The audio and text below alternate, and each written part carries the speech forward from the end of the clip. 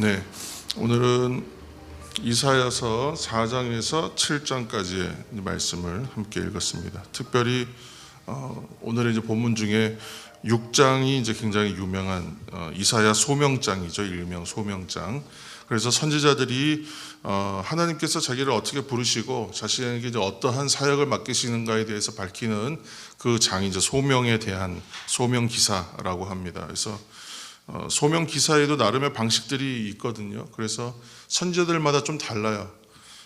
우리가 뭐 신앙의 자리에서 어떻게 들어와서 어떠한 경험과 어떤 문을 열고 들어와서 신앙의 자리로 들어오는가가 다른 것처럼 선지자들도 각각의 소명이 조금씩 다릅니다.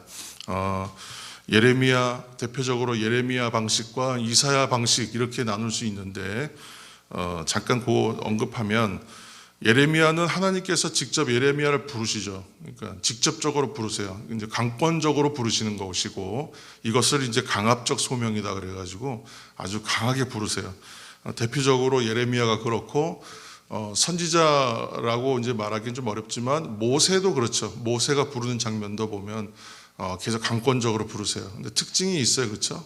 부르면 아멘, 내가 가겠습니다. 그러지 않잖아요. 대부분 제가 누구이기에 뭐 저는 갈 수 없습니다. 저희가 무엇이라고 그것을 하겠습니까? 그래서 부르시고 거절하고 다시 설득하시고 또 이제 뭐 약속을 주시면서 권면하여 이제 강하게 세워서 결국은 이제 함께 내가 가겠다 이렇게 이제 하시는 게 예레미야식의 이제 소명, 강압적 소명이라고 이제 보통 얘기합니다. 근데 오늘 이제 이사야 읽은 6장을 보시면 좀 다르죠. 6장은 그래서 6장 8절 우리 한 절 말씀은 함께 읽으시겠습니다. 오늘 이 말씀을 좀 한 두 번 정도 볼 텐데 6장 8절입니다. 8절 내가 또 주의 목소리를 들으니 주께서 이르시되 내가 누구를 보내며 누가 우리를 위하여 갈꼬 하시니 그때에 내가 이르되 내가 여기 있나이다 나를 보내소서 하였더니 아멘 그랬어요. 이제 뭐 하늘에서 천상회의가 열려서 이제 천사들과 이제 하나님께서 이렇게 회의하는 장면처럼 이제 이 이미지를 그려놨는데 그래서 걱정을 하시는 거죠. 누가 갈 사람이 없다. 일을 시켜야겠는데 갈 사람이 없구나. 이제 그러니까 이제 그게 음성으로 들리니까 이제 이사야가 이제 거기에 대하여 자신이 자원하여 나가는 장면으로 그렇게 이제 묘사가 되어 있습니다. 그래서 6장 8절을 보시면 내가 깨달아 자원하여 가는 것으로. 그러니까 이사야식 소명 방식은 아까 강압적인 것과는 달리 자발적 소명이라고 할 수 있습니다. 그래서 우리들 신앙의 사람들도 성도들도 그리스도인 되는 과정이 사실 다 각각의 문을 열고 나온다고 저는 표현하는데 어떤 문을 열고 들어왔는지는 다 달라요. 뭐 모태신앙이신 분도 있고 뭐 아주 드라마틱하게 체험하시면서 예수님 믿으신 분도 있고 또 뭐 조금 지식적인 내용으로 추구하다가 하나님에 대해서 이제 궁금해서 그렇게 찾다가 또 신앙을 하시는 분도 있고 다 다르지 않습니까? 그것처럼 선지자들도 소명받는 방식이 다 다르더라는 거예요. 그러나 어떻게 불렀는가, 어떤 문을 열고 들어왔는가는 사실 그렇게 중요하지는 않죠. 다만 이제 좀 다르다라는 얘기를 하는 거고 이제 어떤 것이 더 중요하냐 보면 6장 3절을 한번 눈으로 보시면 6장 3절을 보시면 이사야가 먼저 누구를 만나냐 하면 거룩하신 하나님을 만나요. 6장 3절을 보시면 그렇죠? 거룩하다 거룩하다 거룩하다 거룩하신 하나님. 그래서 이사야가 대표적인 사람이에요. 거룩하신 하나님을 강조하는 선지자. 거의 최초일 거예요 아마. 그래서 이사야로부터 이제 거룩하신 하나님이 강조돼요. 우리가 거룩에 대한 개념은 뭐 레위기나 이제 그부터 읽으면서 거룩에 대한 얘기는 해왔지만 하나님을 가리켜서 거룩하신 하나님인 것을 굉장히 강조하는 선지자는 이사야입니다. 그래서 이제 이 3절에 보면 거룩하신 하나님을 만나는 거예요. 그리고 이제 5절을 보시면 그 거룩한 하나님 앞에서 발견하는 것은 나의 죄됨인 것이죠. 나의 죄. 그렇죠? 우리가 죄인이라는 것을 발견하게 돼요. 우리 말로 지금 풀어놓는 거예요. 그리고 나서 6절에서 7절 말씀 보시면 어떤 거예요? 그러면 그 죄가 제하여지는 것, 그 죄가 사하여지는 과정을 발견하죠. 이것이 죄 사함의 은혜를 경험하는 장면으로 이해할 수 있어요. 그러니까 지금 이사야의 소명을 이제 받는 소명을 확인하는 장면까지 내용들을 쭉 보시면 인간이 스스로 죄를 없이 할 수는 없습니다. 그런데 이 죄가 없어져요. 없다고 하세요. 제하여졌다라고 하거든요. 그 죄를 깨닫고, 그러니까 결국은 이 모든 과정은 이 구원의 과정이라고 할 수 있는데 결국은 은혜로 구원받는 것이다. 이 말씀을 지금 이사야의 소명의 장면을 통해서 우리에게 보여줍니다. 그 무엇이 은혜인가 생각해 보면 은혜의 속성을 그렇게 정리해 놓는 거예요. 죄를 깨닫는 것이 은혜구나. 그리고 그 죄를 고백하는 것이 은혜구나. 또 그 죄의 용서, 죄 사함과 죄를 씻어주신 것이 은혜구나. 이런 것을 깨달을 때의 은혜의 본질이 무엇인지를 알게 됩니다. 내가 나 되어가는 과정을 발견하면서 은혜가 되는 것이죠. 그리고 나서 이사야가 이렇게 고백하는 거예요. 6장 8절을 이제 다시 한번 읽겠습니다. 6장 8절입니다. 8절. 내가 또 주의 목소리를 들으니 주께서 이르시되 내가 누구를 보내며 누가 우리를 위하여 갈까 하시니 그때에 내가 이르되 내가 여기 있나이다 나를 보내소서 하였더니 아멘. 유명한 고백이죠. 아무도 갈 사람이 없다 탄식하시는 하나님의 음성을 듣고 이사야가 자원하여 지원하는 것이. 이사야가 받은 이 사명의 고백들은 참 대단한 것입니다. 사실은 이런 고백을 드리는 장면이 막 보면 가슴이 막 뛰어요. 그런데 이사야가 이제 어떤 사명을 받는가 바로 이어지는데 9절에 이해하기가 어렵습니다. 9절도 읽겠습니다. 9절 여호와께서 이르시되 가서 이 백성에게 이르기를 너희가 듣기는 들어도 깨닫지 못할 것이요 보기는 보아도 알지 못하리라 하여 아멘.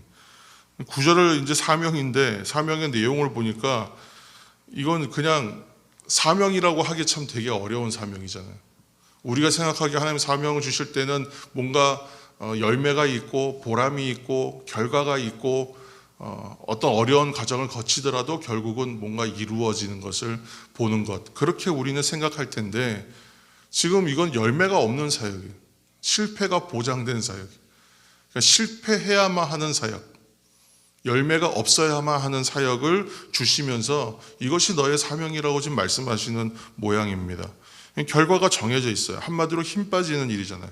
그런데 사명으로 받는 일들은 나의 보람과 나의 열매 맺음을 위해 주시는 것이 아니거든요.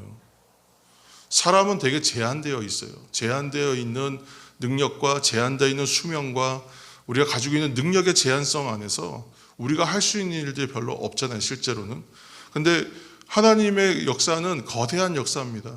굉장히 우리가 이렇게 보면 거대한 역사예요. 근데 그 역사 안에서 우리의 인생은 사실은 어떻게 보면 점과 같은 인생입니다.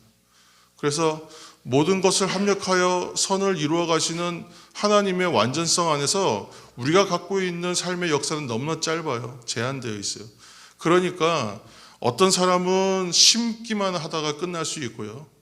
어떤 사람은 가꾸기만 하다가 끝날 수 있고요.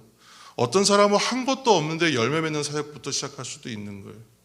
그래서 어떻게 보면 저도 이제 사역을 한 20년 넘게 25년 정도 하고 있는데 해오다 보니까 어떤 때에는 내가 별로 한 거 없는데 너무 잘 됐던 때가 있고 막 그냥 맡은 일들이 너무 잘 되는 거예요. 부서들도 막 어린아이들 가르칠 때 막 부서가 막 부흥해요. 그때는 막 내가 다 하는 것 같잖아요. 그런데 또 어떤 해에는 이제는 좀 잘한다 생각하고 정말 열심히 했는데 별로 보람 있는 열매가 없어요. 그리고 나서 내가 떠나고 나니까 그 부서가 되게 잘 됐다는 얘기를 들어요. 그래서 그 다음 사람이 와서 되게 잘했는 것처럼 얘기가 되잖아요. 그럼 되게 뭔가 시샘이 나기도 하고. 생각해 보면 다 때가 있더란 말이죠. 그것처럼 이사야는 지금 소명을 받고 가슴이 부풀어서 이제 하나님 앞에 그런 위대한 서원을 하고 그리고 출발하지만 그의 사역은 결과가 실패로 보여지는 결과가 정해져 있는 그런 사역이었다는 것이죠. 왜냐하면 이제는 멸망하고 심판받을 일을 선포해야 하고 그 결과를 얘기해야 되기 때문에 그렇습니다. 근데 오늘 이제 이사야 소명장을 통해서 발견하는 사실은 5절 말씀을 한번 보시면 6장 5절. 6장 5절에 뭐라고 하냐면 내가 말하되 화로다 나여 망하게 되었도다. 망하게 되었도다. 왜 그렇습니까? 부정한 사람이면서 내가 부정한 사람으로서 만군의 여호와를 내가 하나님을 만났기 때문에 난 죽었다 이렇게 생각해요. 난 죽는다. 그렇죠? 그러니까 5절에서 말씀처럼 이미 소명받기 전에 이사야는 죽었습니다. 인간으로서 인간으로서의 이사야는 죽었어요. 그리고 소명을 받음으로 어떻게 돼요? 이제 선지자, 사명받은 자로서 다시 살아나는 거예요. 그러니까 이미 옛사람은 죽었어요. 그러니까 우리가 지금 말하는 구원의 이전과 구원 이후의 성도의 삶의 다름을 지금 얘기해 주는 거예요. 그래서 소명받기 전에는 이미 그 이사야는 죽었고 소명을 받음으로 이사야 선지자로서의 삶으로 거듭난 거예요. 이처럼 우리들도 옛자하는 죽고 내 안에 누가 사십니까? 그리스도가 사시는. 그렇게 살아낼 때에 이 변화, 이 차이가 있는 것입니다. 그렇지 않으면, 이렇게 생각하지 않고 이런 변화가 없다면 우리가 하나님의 성도로서 살아감에 있어서의 그 저항감이 엄청날 거예요. 지금도 사실은 구원받고 구원의 완성을 향해 가는 성화의 삶을 살고 있는 지금이지만 지금도 사실 매일 그 안에 어떤 분쟁이 있잖아요. 하나님의 뜻대로 살아내려고 할 때에 어떤 거절당하거나 아니면 거기에서의 또 어떤 저항감이 굉장히 큽니다. 이게 지금 그 말을 하는 거예요. 내가 옛자가 죽지 않으면, 그렇지 않으면 하나님의 일을 감당하고 하나님의 인도하심을 받고 살아가려고 할 때에 나의 생각, 시각, 판단, 자아, 세상에 지금 그렇지 않은데 이 세상 속에 사는데 얼마나 큰 저항감과 회방감을 받겠습니까? 그렇기 때문에 구원의 완성을 향하여 구원을 이뤄가는 삶이라고 하는 이유는 이 삶 자체가 그런 싸움의 자리라는 거예요. 계속 옛 자아를 죽이는, 십자가 앞에 나를 못 박아 계속 자아를 죽여가는 그런 싸움이라고 말하는 거예요. 그러니까 이사야가 사역의 현장에서 앞으로 겪을 일들은 그 싸움을 하는 겁니다. 어떻게 이러한 일들, 이 일을 내가 하나님의 사람으로서 이 일을 해야 하나, 그런 자괴감들이 굉장히 많이 이제 경험을 하게 되거든요. 절망할 수밖에 없습니다. 이제 7장에 이러한 이제 이사야를 통하여 하나님께서 주시는 어떤 이제 왕에게 전달하는 말씀을 전하는 장면이 나오는데 7장은 전쟁 이야기입니다. 이것은 우리가 이제 앞에서 읽었던 부분에 대한 얘기가 조금 확대돼서 나오는 거예요. 곧 북이스라엘이죠. 아직 멸망하기 전에 북이스라엘, 에브라임이라고 지금 얘기하고 있는데 북이스라엘이 아람이죠. 아람. 오늘날 시리아예요. 아람이. 그러니까 지금 북이스라엘과 에브라임과 아람이 연합해요. 왜냐하면 북쪽에서 아수르가 압박하니까 아수르, 아람, 북이스라엘, 남유다 이런 순서로 있는 거예요. 지금 나라 순서가. 그러면 지금 위에서 지금 연합해갖고 연합하는 이유는 북쪽의 아수르를 대항하기 위해서 연합하는 것입니다. 그런데 거기에 이제 누구를 끌어들이냐면 남유대까지 끌어들여서 같이 동맹하자고 하는데 거절하잖아요. 그래서 아람과 에브라임이 그 북이스라엘이 연합해서 쳐들어와요. 그래서 이제 일어나는 전쟁 이야기죠. 그래서 7장 6절 말씀 한 절 읽겠습니다. 7장 6절. 7장 6절 우리가 올라가 유다를 쳐서 그것을 쓰러뜨리고 우리를 위하여 그것을 무너뜨리고 다보엘의 아들을 그 중에 세워 왕으로 삼자 하였으나. 아멘. 무슨 얘기냐면 지금 유다 왕이 이제 아하스인데 아하스가 이 동맹에서 같이 하자 그러니까 이걸 반대하니까 아하스를 제거하자. 그리고 우리 마음에 드는 애로 한 명 세워가지고 왕으로 삼아주자. 그렇게 지금 얘기하는 장면, 모의를 하는 것이에요. 그런데 이 말이 통하지 않는 이유는 뭐겠습니까? 유다 왕가는 어떻게 세워지든 다윗으로부터 세워졌잖아요. 그래서 하나님께서 다윗 왕 이후의 후손들을 통하여 다윗 왕가는 무너지지 않을 거라고 약속하셨거든요. 축복을 약속하셨거든요. 그러니까 이게 이루어지지 않는 거예요. 그러니까 여기서 지금 문제는 아수르의 근데 이 아하스가 그럼에도 불구하고 이 상황에 대한 신뢰와 믿음이 없어요. 하나님에 대한. 그래서 또 방법을 써요. 이 위기를 탈출하기 위해서 아수르한테 뭐 있는 거 없는 거 다 준비해서 조공을 바치면서 외세에 의지해서 이 위기를 벗어나려고 합니다. 근데 이 아하스 왕한테 그래서 이사야 선지자가 강력하게 경고해요. 그렇게 하면 안 된다고. 경고의 이유는 뭐겠어요? 남유다는 다윗 왕조에 주신 축복과 약속으로 인해 하나님께서 지키신다고 하신 약속이 있다. 그러므로 외세와 외교와 이런 방법 의지하지 말고 하나님 의지하면 된다라고 지금 얘기하는 것입니다. 그 불신앙이라고 얘기해요. 불신앙이라고.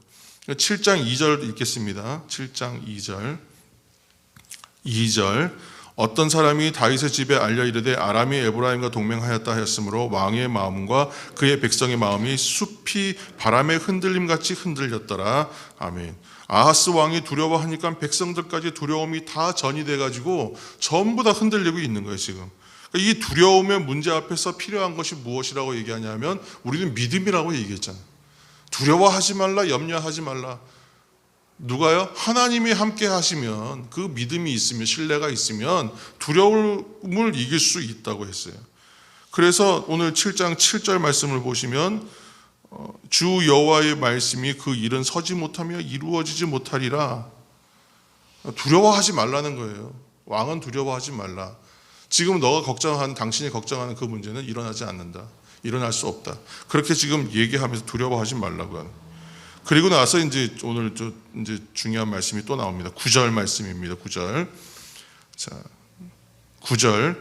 에브라임의 머리는 사마리아요 사마리아의 머리는 르말리아의 아들이니라. 만일 너희가 굳게 믿지 아니하면 너희는 굳게 서지 못하리라 하시니라.